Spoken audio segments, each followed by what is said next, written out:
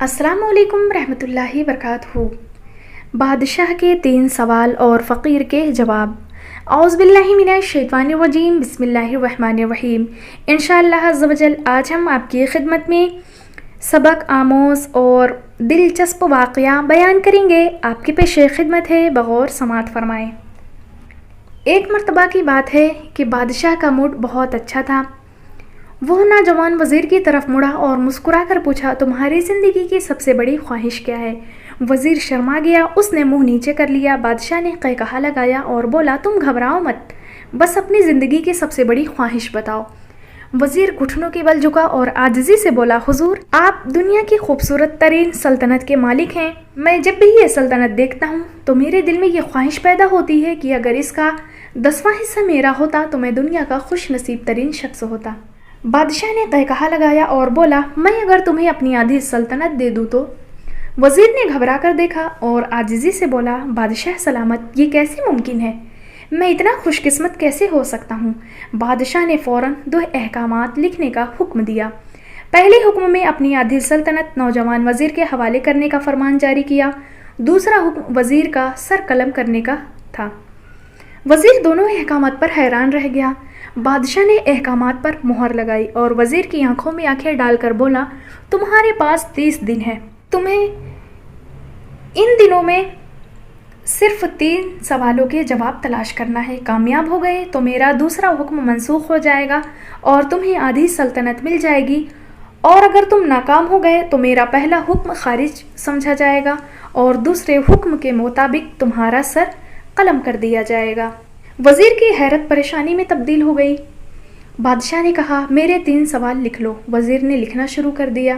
بادشاہ نے کہا، انسان کی زندگی کی سب سے بڑی سچائی کیا ہے؟ اور پھر دوسرا سوال، انسان کی زندگی کا سب سے بڑا دھوکہ کیا ہے؟ اور تیسرا سوال، انسان کی زندگی کی سب سے بڑی کمزوری کیا ہے؟ بادشاہ نے اس کے بعد نقارے بجوائے اور بآواز بلند کہا، تمہارا وقت شروع ہو گیا۔ وزیر نے دربار سے دوڑ لگائی اور اس نے اس شام ملک بھر کے دانشور، ادیب، مفکر، ذہین و فطین لوگ جمع کیے اور سوال ان کے سامنے رکھے۔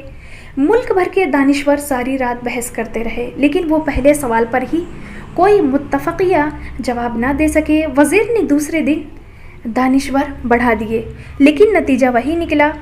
وہ آنے والے دنوں میں لوگ بڑھاتا رہا، مگر اسے کوئی تسلی بخش جواب نہ مل سکا، یہاں تک کہ وہ مایوس ہو کر دارالحکومت سے باہر نکل گیا۔ وہ پورے ملک میں مارا مارا پھرتا رہا، شہر شہر گاؤں گاؤں کی خاک چھانتا رہا۔ شاہی لباس پھٹ گیا، پگڑی ڈھیلی ہو کر گردن میں لٹک گئی، جوتے پھٹ گئے اور پاؤں میں چھالے پڑ گئے، یہاں تک کہ شرط کا آخری دن آ گیا۔ اگلے دن اس نے دربار میں پیش ہونا تھا۔ وزیر کو یقین تھا کہ یہ اس کی زندگی کا آخری دن ہے، کل اس کی گردن کاٹ دی جائے گی اور جسم شہر کے مرکزی پل پر لٹکا دیا جائے گا۔ وہ مایوسی کے عالم میں دارالحکومت کی کچی آبادی میں پہنچ گیا۔ آبادی کے آخری سرے پر ایک فقیر کی جھوپڑی تھی۔ وہ گرتا پڑتا اس کٹیے تک پہنچا۔ فقیر سوکھی روٹی پانی میں ڈبو کر کھا رہا تھا، ساتھ ہی دودھ کا پیالہ پڑا تھا اور فقیر کا کتا بہت ہی تیزی سے دودھ کو پی رہا تھا۔ فقیر نے وزیر کی حالت دیکھی، قہقہا لگایا اور بولا، جناب عالی، آپ صحیح جگہ پہنچے ہیں، آپ کے 3 سوالوں کے جواب میرے پاس ہیں۔ وزیر نے حیرت سے اس کی طرف دیکھا اور پوچھا، آپ نے کیسے اندازہ لگا لیا کہ میں کون ہوں اور میرا مسئلہ کیا ہے؟ فقیر نے سوکھی ہوئی روٹی کے ٹکڑے پھر پانی میں ڈبوئے اور کھایا، مسکرایا اور اپنا بوریا اٹھایا اور وزیر سے کہا، یہ دیکھیے، آپ کو بات سمجھ میں آ جائے گی۔ وزیر نے جھک کر دیکھا تو بوریے کے نیچے شاہی خلعت بچھی تھی۔ یہ وہ لباس تھا جو بادشاہ اپنے قریب ترین وزیر کو عنایت کرتا تھا۔ فقیر نے کہا، جناب عالی، میں بھی کبھی اس سلطنت کا وزیر تھا۔ میں نے بھی ایک مرتبہ آپ کی طرح بادشاہ سے شرط لگانے کی غلطی کی تھی، نتیجہ آپ خود دیکھ لیجئے۔ فقیر نے اس کے بعد سوکھی روٹی کا ٹکڑا اٹھایا اور دوبارہ پانی میں ڈبو کر کھانا شروع کر دیا۔ وزیر نے دکھی دل سے پوچھا، کیا آپ بھی جواب تلاش نہیں کر سکے تھے؟ فقیر نے قہقہا لگایا اور جواب دیا، میرا کیس آپ سے مختلف تھا۔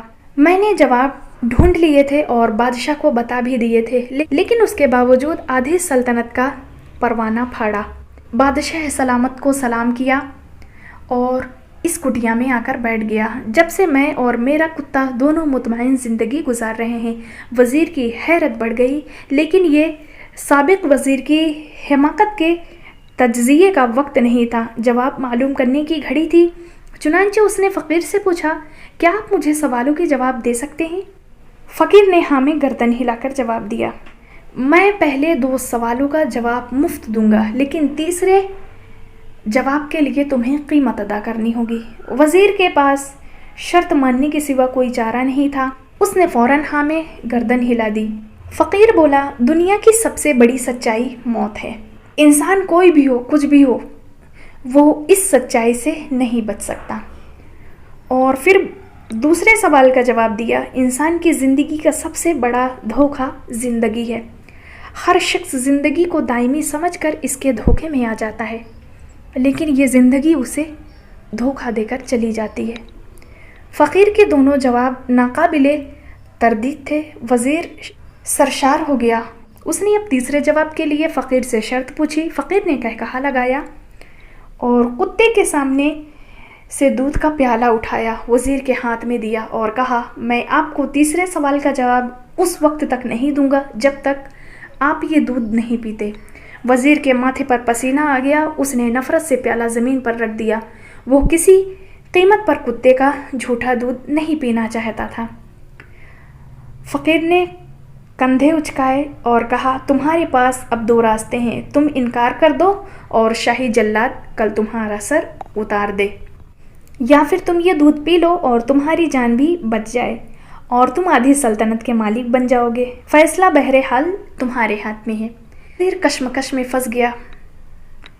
एक तरफ ज़िंदगी और आधी सल्तनत थी और दूसरी तरफ कुत्ते का झूठा दूध था। वो सोचता रहा यहाँ तक कि जान और माल जीत गया।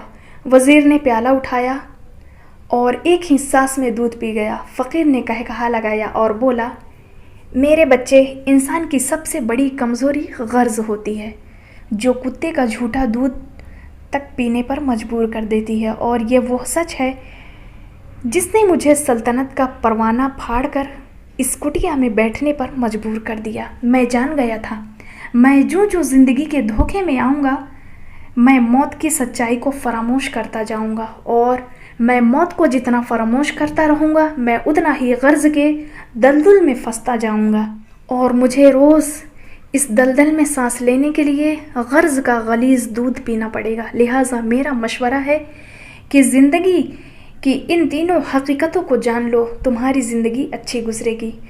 वज़ीर शर्मिंदगी और ख़ुद तरसी का तोहफ़ा लेकर फ़कीर के कुटिये से निकला और महल की तरफ चल पड़ा। वो जैसे जैसे महल के करीब पहुंच रहा था, उसके एहसास शर्मिंदगी में इजाफ़ा हो रहा था। उसके अंदर ज़िल्लत का एहसास बढ़ रहा था। वो इस एहसास के साथ महल के दरवाजे पर पहुंचा। उसके सीने में खौफनाक ठेस उठी।